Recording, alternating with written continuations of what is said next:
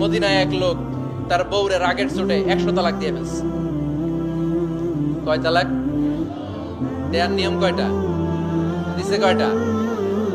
এবার স্ত্রী কাঁদতে কাঁদতে এসে বলে, আমিরুল মুমিনিন দেখেন, আমার স্বামী আমারে রেগে মেগে 100 তালাক দিছে। ওমর ফারুক বললেন, দইরা নিয়ে এটা নিয়ে আসা হলো। ওমর ফারুক বললেন, কয়টা তালাক দিয়েছো? কয় 100টা। কেন দিছো? কয় মাথা গরম আছিল। এরকম আছে না? তালাক দেওয়ার সময় সব তালাক, তুই তালাক, তোর মা তালাক, তোর বোন তালাক, সব তালাক। তালাক দিবে ওয়াইফ রে, দিতেছে সবাই রে। তোমরে ফারুক বললেন, দিবে 3টা, 100টা দিলা কেন? কয় মেজাজ গরম ছিল। কয় দাঁড়া, আত-তালাকু মিন শাআইরিল্লাহ, তালাক হচ্ছে আল্লাহর দেয়া বিধানের একটা নিদর্শন। এটা নিয়ে তুই খামখেয়ালি করলি? আমার রায় শোন, আমার রায় হচ্ছে 3 তালাকে তোর বউ তালাক, বাকি 97 তালাক তোর পিঠের উপরে পড়বে। এরকম বিচারের দরকার আছে না নাই?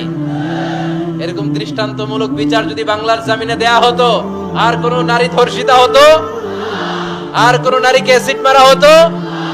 আর কোন নারী যৌতুকের জন্য কান্না করতো? একটা অমর লাগবে, বেশি না।